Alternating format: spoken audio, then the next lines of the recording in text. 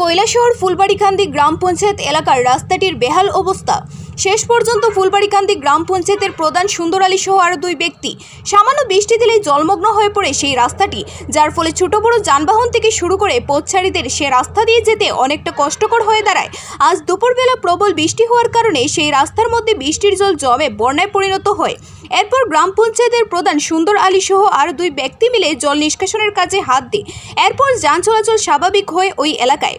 প্রধান সুন্দর আলী সহ আরও দুই ব্যক্তির এই ধরনের উদ্যোগ থেকে খুবই খুশি গোটা এলাকাবাসী।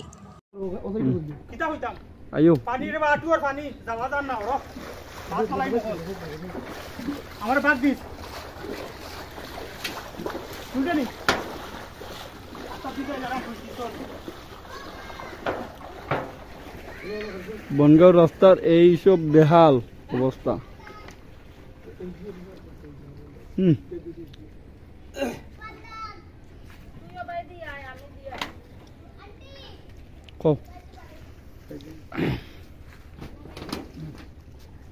আমাদের বনগাঁও ৫ নং ওয়ার্ডের জলের যে রাস্তার যে ভাঙন, এই জলের সমস্যায় ভাঙন দেখা দিছে।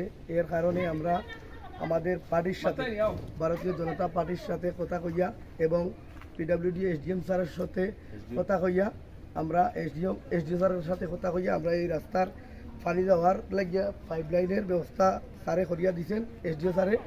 তাই আমরা সবাই মিলিয়া এখানে জল যাতায়াতের জন্য এই পাইপ লাইন করা হয়েছে, জলটা যাওয়ার লাগিয়া। এরপরে আমরা এসডিও স্যারের সাথে কথা হয়েছে আমাদের এখানে কিছু আদলা দেওয়ার লাগিয়া। স্যারে আমাদেরকে বলেছেন যে আপনারা আগে দেখেন জলটা যতটুকু আপনারা ছাড়াইতে পারেন, এরপরে আমি আপনাদেরকে আদলা দিয়া রাস্তাটা সুন্দর মতো সমাধান করিয়া দিব। এই আমাদের প্রধানের সাথেও কথা হয়েছে, প্রধানের কথা কইসই এবং আমাদের মণ্ডল সভাপতিও বলেছেন যে আপনারা কাজ দ্রুতভাবে করেন, আমরা যতটুকু সাহায্য লাগে আরও যদি সাহায্য লাগে আমরা করব। এই আশা রাখি আমি আমার গ্রামের মানুষের সাথে যে সবাই দেখুক এই যে রাস্তার যে সমস্যাটা সমাধান হয়েছে এগুলি আমার কাছে।